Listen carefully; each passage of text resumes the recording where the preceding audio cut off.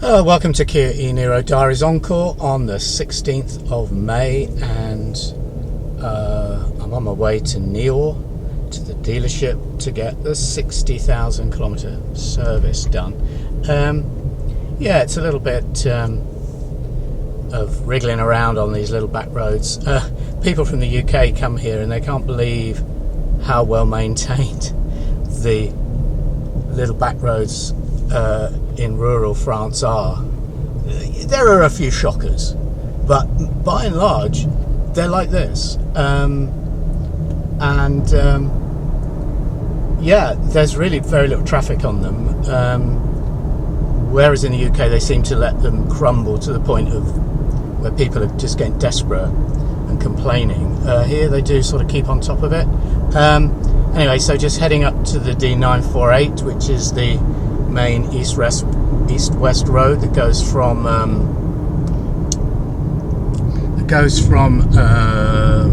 well, I guess it goes from La Rochelle all the way across to Limoges.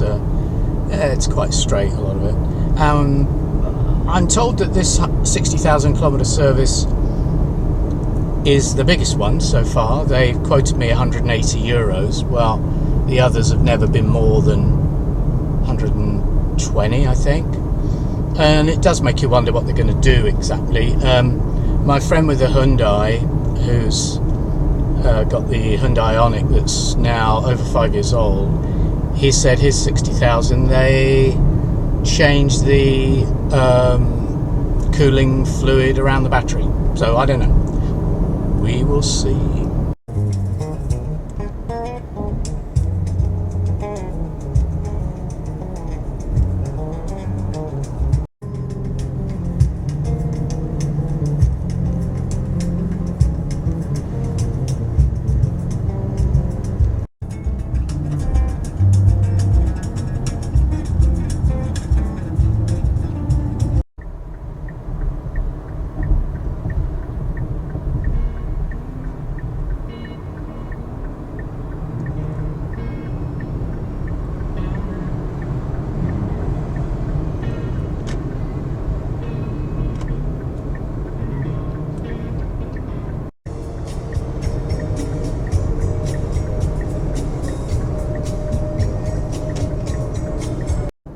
So it's 55 kilometres from home to Niort, and this is the final sort of run in.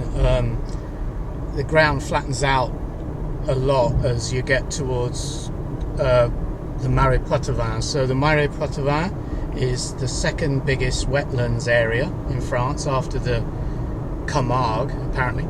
It's really beautiful, actually, if you ever get a chance to visit.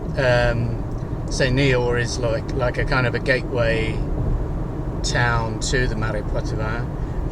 There's no dual carriageway. This is the best it gets, but it's not too bad. Got behind a couple of trucks today. I was a Renault Zoe.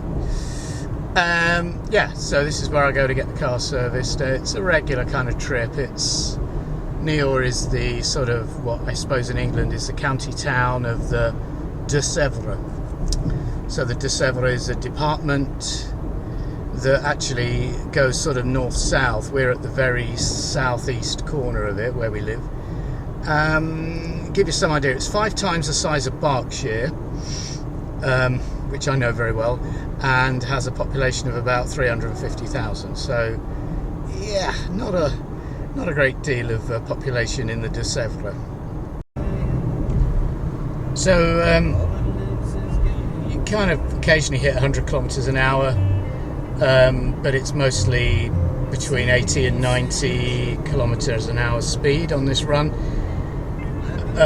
Done a little bit of vigorous overtaking back there, but 12.3 kilowatt hours per 100 kilometers. That's got to be close to 5 miles per kilowatt hour. It's 27 degrees today. Very warm. It's quite muggy as well, and we really need a storm, I think.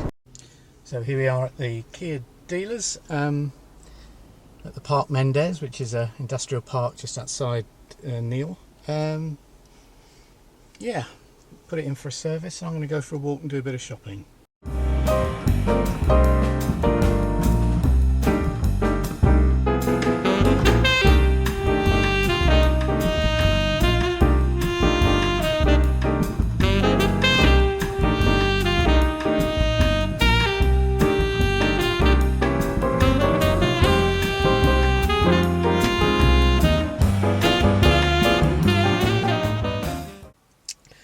So there we go, the 60,000 kilometre service all done for the princely sum of €179,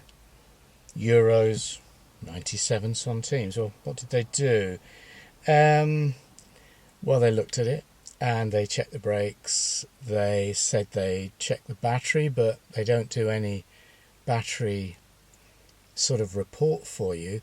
As I say, my French, I'm not fluent in French, but my understanding was that they record all the battery information and send it back to Kia. Whether then Kia look at it and do anything with it, like, you know, you've got a dodgy cell there, mate, I don't know. But I mean, to be honest, I did ask him about batteries, and he said the only battery they've ever replaced under warranty was a Mark 1 Kia Soul, which was 7 years old and had I think it's the 30 kilowatt hour battery, which wasn't thermally managed. It was just an air-cooled battery, a bit like the Nissan Leaf. They said it got down to 70% of its original range, and they just replaced it under warranty. Kia didn't even question it, but certainly the new ones with the the Hyundais and the Kias, he said never a problem. So what else they did was they replaced the pollen filter and also the brake fluid. Now, okay, they did the brake fluid at 30,000 kilometers, so it seems they do that every other service. My understanding is that what they should do is there's a test you can do that looks at the water content, and as long as it's below 0.1% or something, I'm not sure, I've read this somewhere, that really it's water content you don't want in your brake fluid. I guess changing it is just a precautionary measure, I don't mind. They changed the air filter and the pollen filter. They topped up with washer fluid, and they also upgraded the sat-nav software. Now, this is a bit of a joke, really, because this car is what in the UK they call a first edition car, and it didn't really have very much memory. It's not that upgradable. So when we got the car new, it kind of worked, but it wasn't, they didn't have many of the charging points actually on there. They did an upgrade at about 30,000 miles, about the second service, and it was a lot better. It showed on the map where the charging points were, and it had more of them. And then last year, the 45,000 kilometre service, they did another upgrade which improved the map images and gave more features, but it wouldn't show any of the charging places, not on the map like the previous one did. So I said to them, you're going to fix that for me? Yeah, we'll sort that out. So anyway, what's changed? I don't know what's changed. It's slightly different colours from what I can see, and it will on the menu show you where the chargers are, what direction they're in, and how far away you are from them, and who owns them. And I guess you can just hit the button, and the sat-nav will take you to that one, but they don't show up on the map. And he was scratching his head, the guy, and I mean, we're talking in French, so it's all a bit suboptimal, really, as far as I'm concerned. I don't quite understand. But what he said he's going to do, he's going to send an email to Kia to say, why can't we see this on the map? But to be honest, we knew that buying the first edition, it was quickly upgraded in the 2020 model, bigger screen, more memory, a lot more, and you have this UVO software, which this one doesn't have, where you can easily upgrade. Anyway, we don't worry too much about it because we use Apple Maps, and there's other, we've never had any problem finding charging points. And actually, the last, when we did our long trip to Frankfurt back in January, we used we use Google Maps on Apple, or the Apple mapping thing itself. Seemed to work a lot better. But anyway, they did a nice job cleaning it.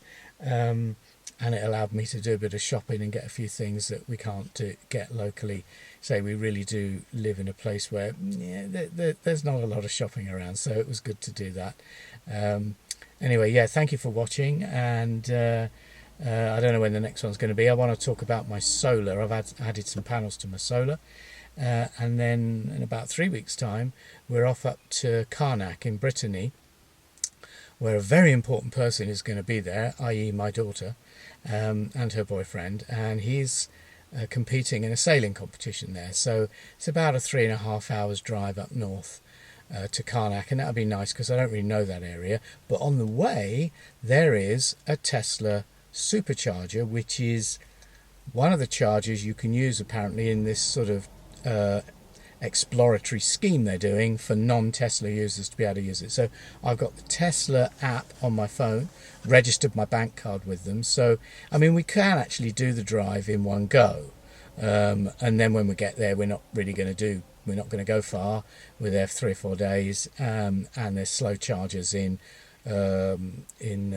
Quiberon and in Carnac. So but anyway, we'll see if we can use this Tesla charger and see if we have any luck with that. Anyway, until the next time.